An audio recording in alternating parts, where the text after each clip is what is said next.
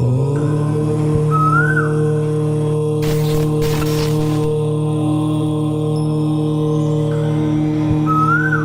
నమ శివాయ. శ్రీ విష్ణు రూపాయ నమ.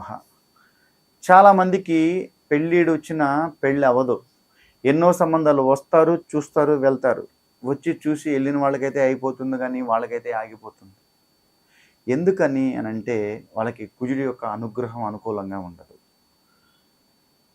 అయితే అలాగే ఎంత కష్టపడి చదివి మనం పీజీ చేసినా, బీటెక్ చేసినా జాబ్ మాత్రం రాదు. ఎన్నో కంపెనీస్ తిరుగుతూ ఉంటాం, అయినా జాబ్ రాదు. వచ్చినట్టే వస్తుంది, మిస్ అయిపోతుంది. 2 రౌండ్స్ అవుతాయి, 3 రౌండ్స్తో పోతూ ఉంటుంది. అలాగే గవర్నమెంట్ జాబ్స్ కూడా అంతే. హాఫ్ మార్క్, కేవలం హాఫ్ మార్క్, 1 మార్క్లో మిస్ అయిపోతుంది గురువు గారు అని చెప్తారు. అంటే మనకు గవర్నమెంట్ జాబ్ రావాలి అని అన్నా, త్వరగా రైట్ టైంలో మనకు పెళ్ళి అవ్వాలి అని అన్నా కుజుడి యొక్క అనుగ్రహం ఉండాలి.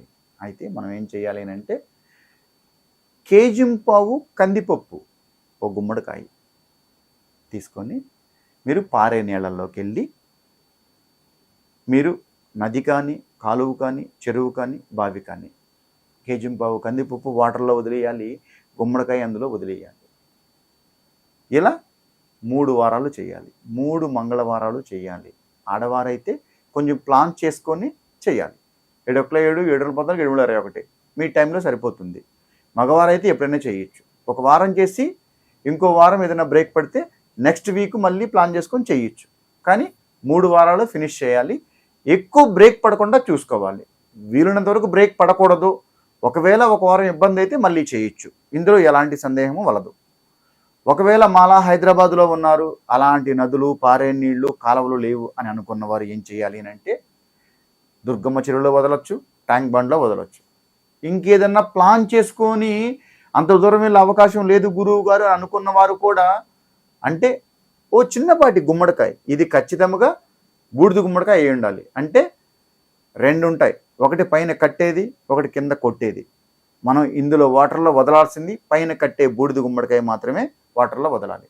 ఒకవేళ హైదరాబాద్లో సిటీస్లో ఎక్కడన్నా ఉన్నవారు కుదరలేదు వాటర్లో వదలాలనుకున్నవారు ఒక బౌల్ తీసుకోవాలి. అంటే ఒక బకెట్ లాంటిది, ఒక బౌల్ తీసుకొని వాటర్ పట్టి, వాళ్ళు పూజ అయిపోయిన తర్వాత తూర్పు అభిముఖంగా నించొని ఇంటి దగ్గర కేజింపావు కందిపప్పు వాటర్లో వేసేయాలి, ఆ గుమ్మడికాయ ఆ వాటర్లో వేసేయాలి. అలా సాయంత్రం సంధ్యా సమయం అయిపోయిన తర్వాత అవి తీసుకొచ్చి బయట ఎక్కడన్నా పడేయచ్చు. దానిలో ఎలాంటి ఇబ్బంది ఉండదు.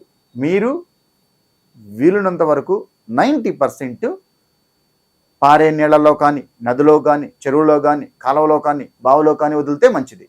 ఒకవేళ అవకాశం ఎవరైనా లేని వాళ్ళు ఎవరైనా ఉన్నా, సిటీస్లో అపార్ట్మెంట్లో ఎవరైనా ఉన్నా, ఓ బౌల్ తీసుకొని లేదా బకెట్ తీసుకొని అందులో వదిలి అలా చేసిన పరిహారం అంతా ఒకటే. ఈ చిన్నపాటి కార్యక్రమం మీరు చేసి చూడండి. 100% మీ జాబ్ కానీ, మీ మ్యారేజ్ కానీ ఎక్కడా బ్రేక్ పడదు. కృష్ణ.